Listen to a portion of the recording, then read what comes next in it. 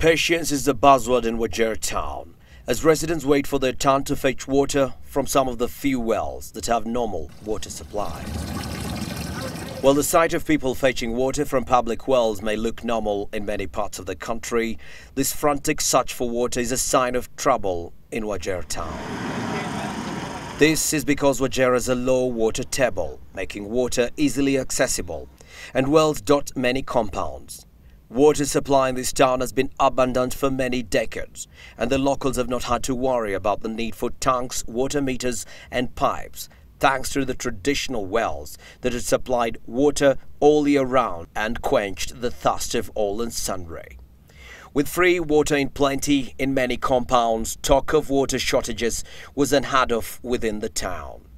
But in recent weeks, many wells in Wajir town have dried up, and residents have been forced to seek water at traditional water points of the past. You know the famous Orehe, which is in town here. There's a place like Guguf. It's also another water recharge area. With Ade, Choka.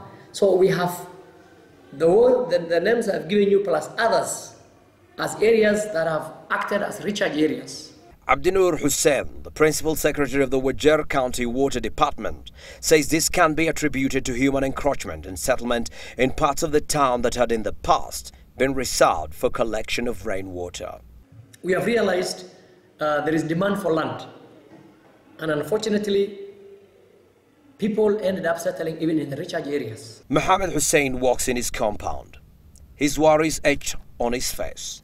Despite having a water pump, tank and well, water is hard to come by at his home. We actually don't understand why there's no water. You can look at the well behind me. Initially we dug almost 25 feet and we used to get plenty of water that will water all these trees. Now you can see even the trees are drying up. The well is dry. But he says he has been forced to hire workers to increase the depth of the well in his compound as he steps up the search for water that for years was available in the same well. We have dug again almost another 10 feet. It still remains dry. So I think either there's a new phenomenon that we don't understand that has taken away the water from Wajir.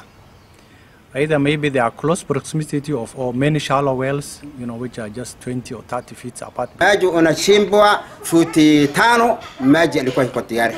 Sasa iko maji iko futi 50 na kitu, 60 na kitu.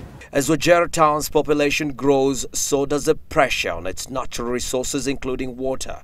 And Wajir town's famous wells are struggling to cope with the increasing demand for water.